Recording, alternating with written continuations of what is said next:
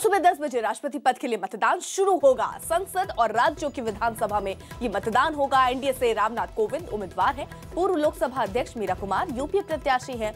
राष्ट्रपति चुनाव में 4,896 मतदाता है। 776 सांसद और 4,120 विधायक मतदान करेंगे। सुबह 10 बजे से शाम 5 बजे तक ये मतदान होगा। राष्ट्रपति चुनाव में पड़ने वाले वोटों की कुल संग मूल्य जो है वो 10,98,903 है। एनडीए उम्मीदवार रामनाथ कोविंद को 70% वोट मिलने की उम्मीद जताई जा रही है और मीरा कुमार को 17 विपक्षी दलों का समर्थन प्राप्त है।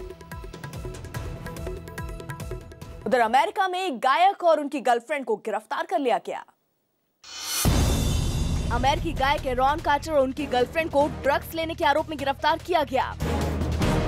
स्पेन की राजधानी मैड्रिड में एक रोलर कोस्टर के गिर जाने से 6 बच्चों समेत 33 लोग घायल हो गए। ऑस्ट्रेलिया की विदेश मंत्री जूलिया बिशप ने अमेरिकी राष्ट्रपति ट्रंप की उस तरीके की कड़ी आलोचना की जिस तरीके से उन्होंने फ्रांस के राष्ट्रपति इमैनुअल मैक्रोन की पत्नी की तारीफ की थी।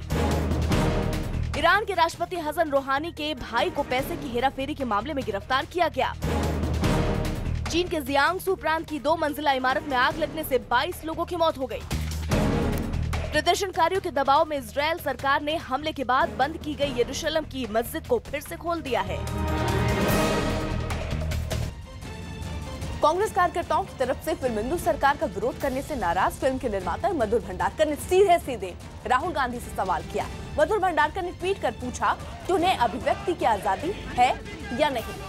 दरअसल मधुर भंडारकर इंदु सरकार का प्रमोशन करने के लिए नागपुर पहुंचे थे। वहां पर उन्हें कांग्रेस के विरोध की वजह से 2 बार अपनी प्रेस कॉन्फ्रेंस रद्द करनी पड़ी और इसी के बाद उन्होंने राहुल गांधी से ट्वीट किया और सवाल पूछा।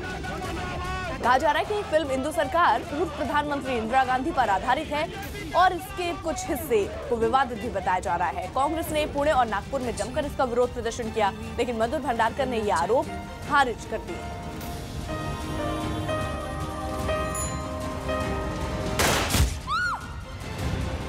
तो कांग्रेस के प्रदर्शन से नाराज मधुर भंडारकर ने राहुल गांधी से ट्वीट करते हुए पूछा और लिखा कि प्रिय राहुल गांधी, पुणे के बाद आज मुझे नागपुर में प्रेस कॉन्फ्रेंस रद्द करनी पड़ी।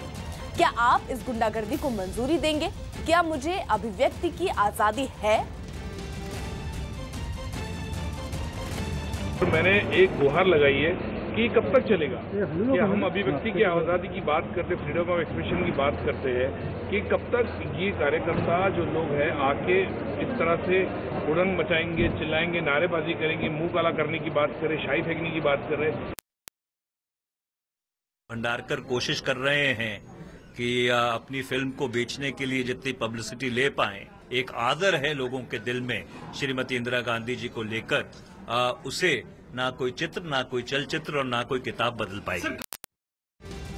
क्रोएशिया के जंगलों में लगी आग पर काबू पाने के लिए दमकल कर्मियों को खासी मशक्कत करनी पड़ रही है। धीरे धीरे जंगल की आग रिहायशी इलाकों तक फैल रही है और इसकी चपेट में कई मकान भी आ चुके हैं। आग की वजह से धुआं बहुत तेजी से फैल रहा है और इसी कारण पास के जो कई हाईवे हैं उनको यातायात के लिए यातायात जो है वो पूरी तरह से बंद कर दिए गए हैं।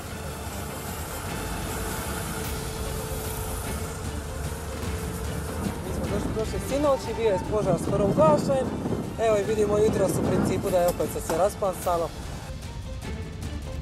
हिमाचल के डलहौजी में भारत और थाईलैंड की सेना का साझा अभ्यास खत्म हो गया। इस साझा अभ्यास में दोनों देश के जवानों ने मुश्किल हालात में दुश्मनों से निपटने और आतंकवादियों को ठिकाने लगाने के कई गुर एक दूसरे से साझा किए।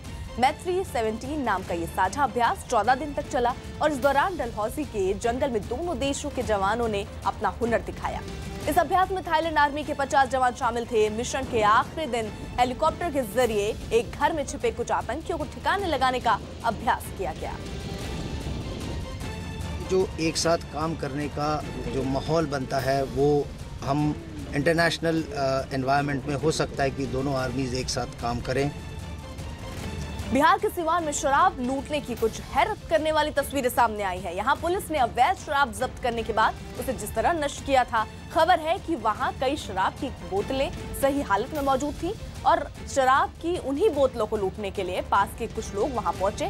कुछ ही देर बाद पुलिस वाले वहां पहुंचे और लोगों को खदेड़ दिया। हालांकि आरोप यह भी है कि नशा करने के दौरान पुलिस ने शराब की कुछ बोतलों को छिपा दिया और लोगों को इस बात की खबर लग गई थी।